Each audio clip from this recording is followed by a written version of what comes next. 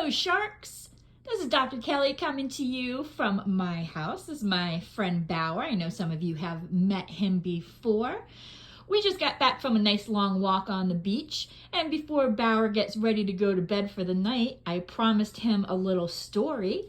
Today we're going to read Delphine Denise and the Mardi Gras Prize, and this is part of our March Madness book challenge.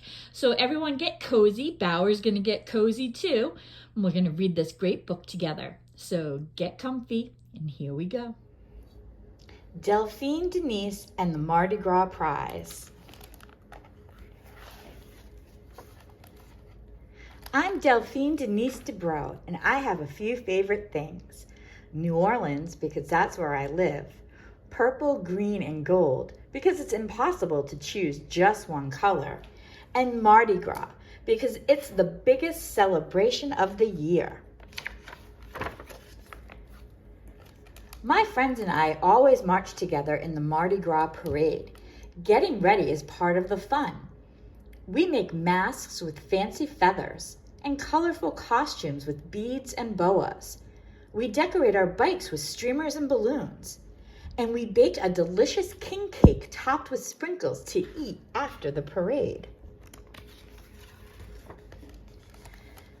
But this year, the Mardi Gras parade will be bigger than ever.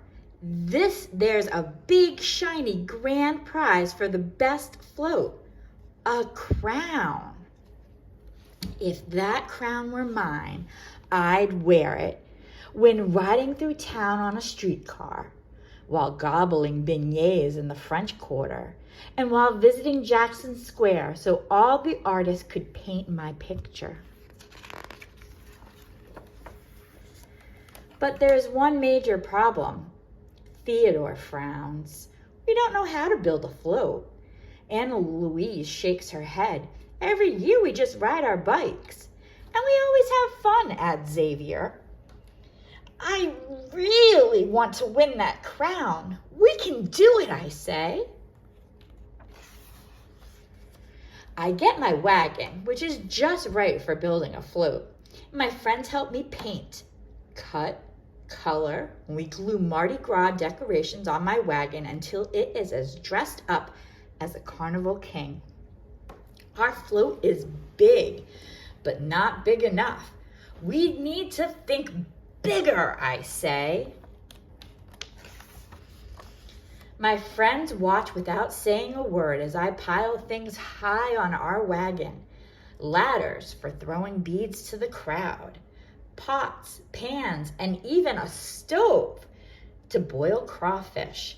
And cymbals, drums, and saxophones, because Mardi Gras is all about good music. When I'm done, Xavier points to the sagging float. Anna Louise squints at me. Theodore stomps his foot. Delphine Denise, our float will never float, he says. I cross my arms over my chest. Do you want to win that crown or not?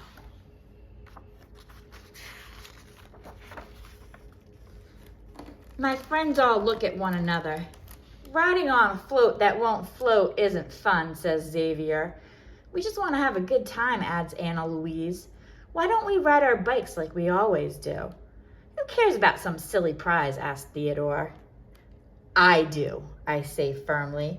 I'll just march by myself. If that's what you want, sighs Xavier.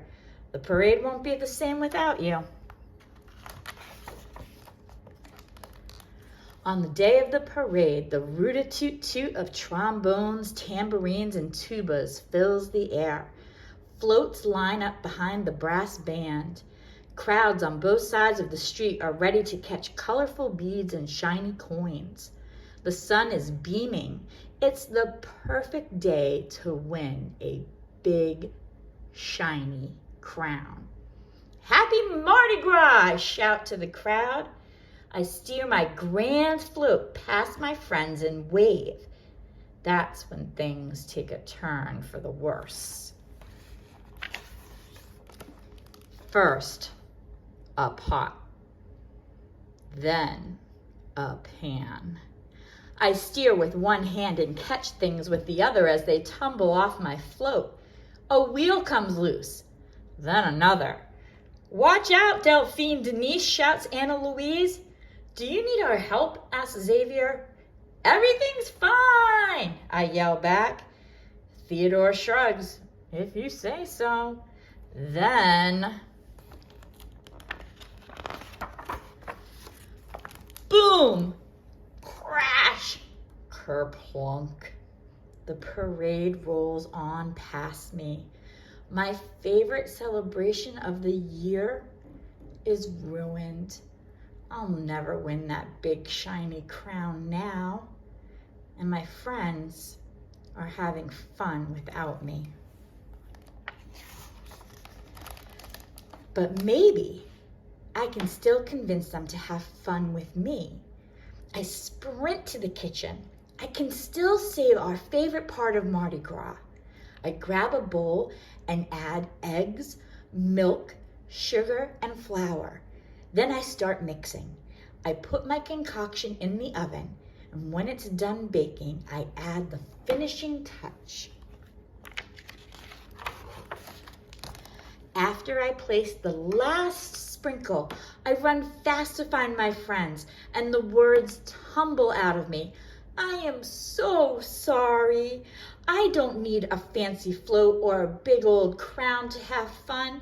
Next year, it's back to our traditions, like," I show them my surprise, "king cake. Everyone takes a giant bite. No one can resist a good king cake. Now this is a good time," I say, my mouth full of cake. "Who needs a silly crown anyway?" "Well," whispers Theodore. "About that," adds Anna Louise. "Ta-da!" shouts Xavier. My eyes get big. My very own crown. My friends made it for me in all my favorite colors. "It's just like the grand prize from the parade," says Theodore.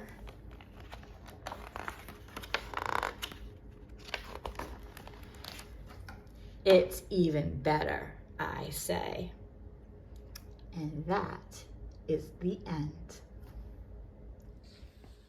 Wow, Bauer liked that story so much that he decided he wanted his own crown and Mardi Gras beads at our house tonight.